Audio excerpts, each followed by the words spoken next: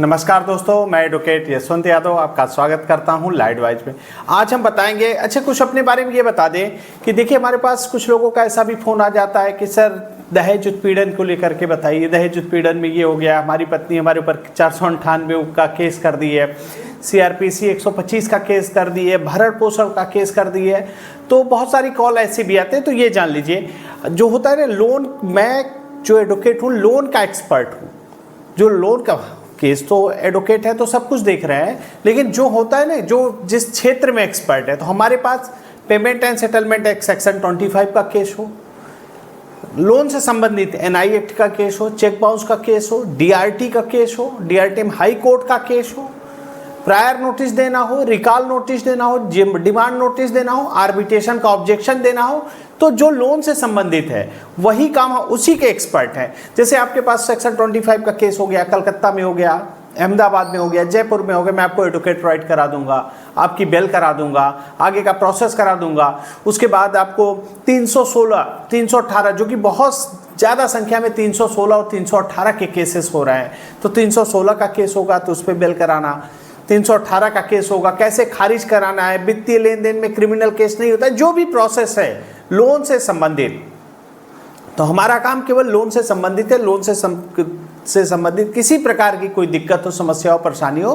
तो हमारा नंबर है, आप संपर्क कर सकते हैं। और अदर मैटर कोई होगा तो उसके जो एक्सपर्ट हैं मैं उनके पास आपको प्रीफर कर दूंगा, लेकिन जो हमारा काम केवल लोन से संबंधित है, केवल लोन से संबंधित। सेक्शन 25 NI एक्ट 316, 318 जो कि 420, 406 की धारा में थी, DRT का केस, सरफेसी एक 13(2) का नोटिस, 13(4) का नोटिस, जो प्रक्रियाएं लोन से संबंधित होती है उसी के बारे में। तो आज का विषय क्या है? मार्च का महीना चल रहा है, समाप्त होने वाला है। बहुत सारे लोगों का तो लोक अदालत में सेटलमेंट हो चुका। हमारे बहुत सारे क्लाइंटों का फ़ोन आया, बहुत सारे हमारे सब्सक्राइबर का फ़ोन आया कि सर मेरा सेटलमेंट हो गया। लोक अदालत समझौते की अदालत है, उसमें सेटलमेंट हो गया। तो समझौते की अदालत आपसी समझौते से जो डिसीजन लेते हैं बैंक और आपके बीच में समझौता हो जाता है, उसी को लोक अदालत कहते हैं।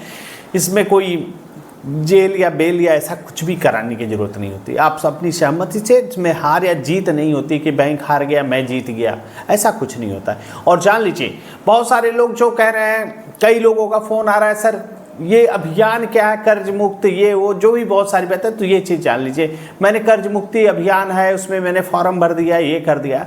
तो जो चीज़ हवा में है उस पर बात मत करिए। लोन माफ़ नहीं होता, नोट कर लीजिए, नोट कर लीजिए, लोन कभी माफ़ नहीं होता है। लोन का सेटलमेंट होता है, लोन का समझौता होता है। 10%, 15%, 20% अनसिक्योर्ड लोन है तो 20%, 25% में क्लोज हो जाता है।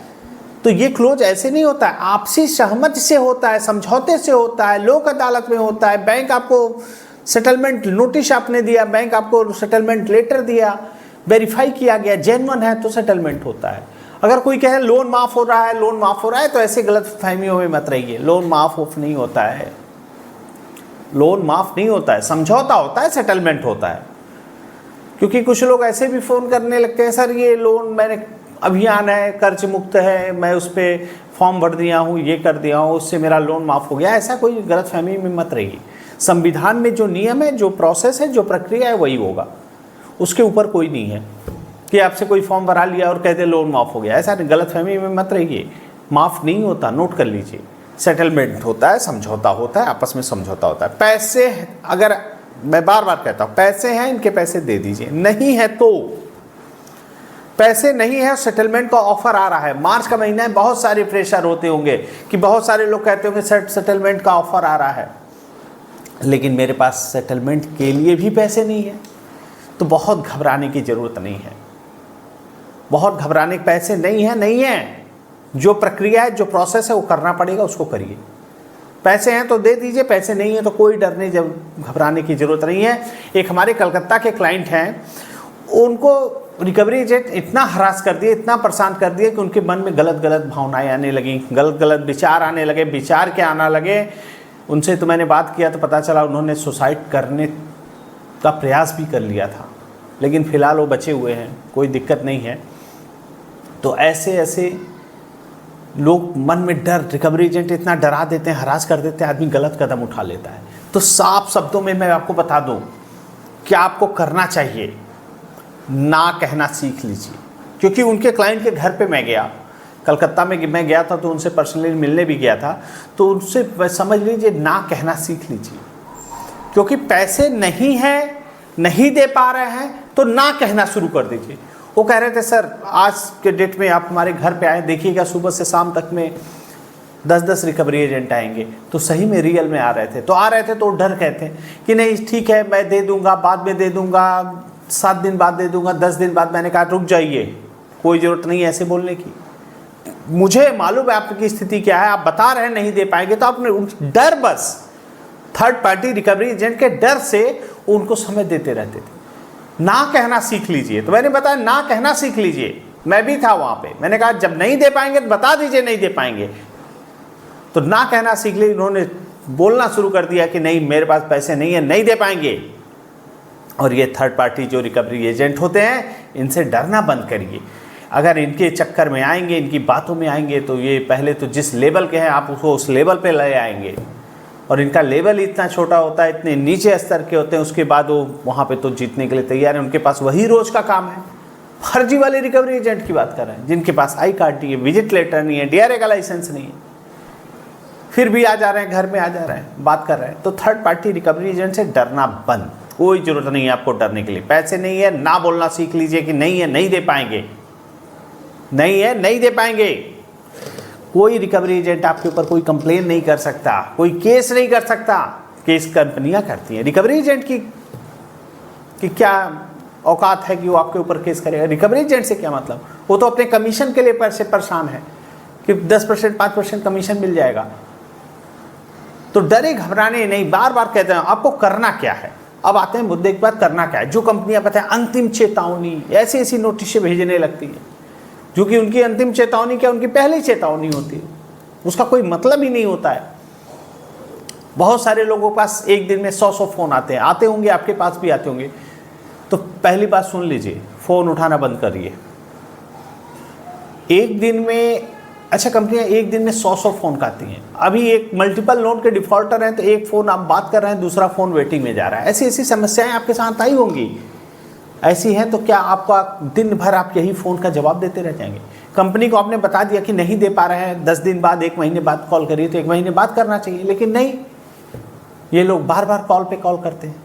तो इतना कॉल करते हैं, इतना हरास कर देते हैं, इतना परेशान कर देते हैं। तो इससे अच्छा है कि आप फ़ोन उठाना ही बंद करिए। खुद ही पता चल जाता है, रिकवरी एजेंट का होता है तो रेड कलर में आ जाता है, ट्रू कॉलर से पता चल जाता है कि हाँ ये फर्जी रिकवरी एजेंट का ही कॉल है।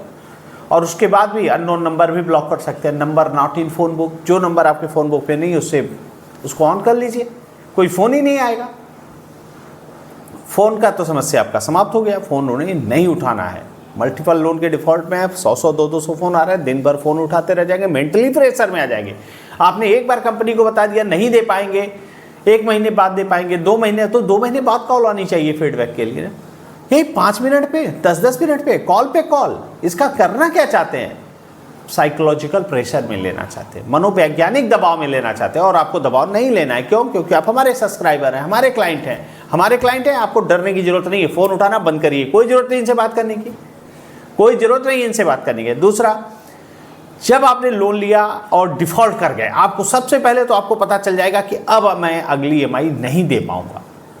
आपका लोन डिफ़ॉल्ट हो रहा है, या डिफ़ॉल्ट हो चुका है, या डिफ़ॉल्ट होने वाला है, किसी भी कंडीशन में हो, कंपनी को RBI की गाइडलाइन के हिसाब से कंपनी को एक लीगल प्रायर नोटिस जरिए रजिस्टर्ड डाक एडवोकेट के माध्यम से, हमारे माध्यम से भी आप कंपनी को भेज सकते हैं।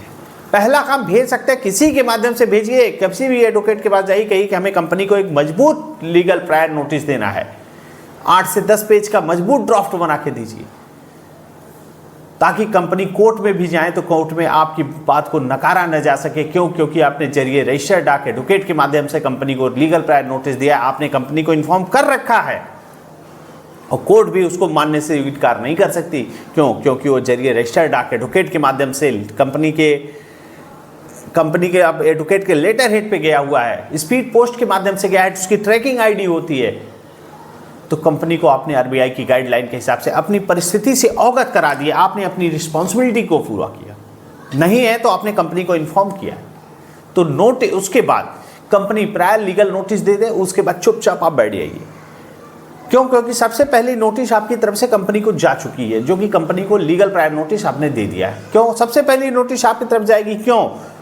क्योंकि सबसे पहले आपको पता चल जाता है कि अब मैं ये लोन की EMI नहीं दे पाऊंगा, अब लोन की EMI नहीं दे पाऊंगा, तो आप कंपनी को एक लीगल नोटिस, प्रायर नोटिस दे दिए।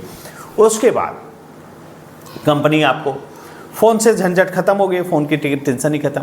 घर पे कोई रिकवरी एजेंट आता है, उससे I card, visit letter, DRA का लाइसेंस, 3 पेपर है तो बात करिए। और 3 पेपर है तो आप उनसे बता दीजिए मैंने कंपनी को लीगल प्रायर नोटिस दे रखा है, और उसकी एक कॉपी व्हाट्सएप पे उनको भी भेज दीजिए या उनको मेल कर दीजिए, अगर जैसे भी कहे एक कॉपी उनको भी दे दीजिए, हाथ में पकड़ा दीजिए कि हमारे एडवोकेट ने कंपनी को इन्फॉर्म कर रखा है। वहाँ से उसका जो जवाब आएगा, जो प्रोसेस होगा, जो करना होगा हमारे एंड से किया जाएगा, और अब मैंने कंपनी को अवगत करा रखा है। अब रिकवरी एजेंट को लीगल प्रायर नोटिस जो हमारे माध्यम से गया रहेगा, उसकी एक कॉपी उनको भी दे दीजिए कि ये लीगल प्रायर नोटिस है, हमारे एडवोकेट ने अपने लेटर हेड से भेजा हुआ है, उसकी एक कॉपी उनको भी दे दीजिए। और उसके बाद कंपनी आपको नोटिस देगी, रिकॉल नोटिस देगी, नोटिस का आपको जवाब देना है। डिमांड नोटिस, नोटिस का जवाब देना है। आर्बिट्रेशन का नोटिस, आर्बिट्रेशन के नोटिस का रिप्लाई करना है।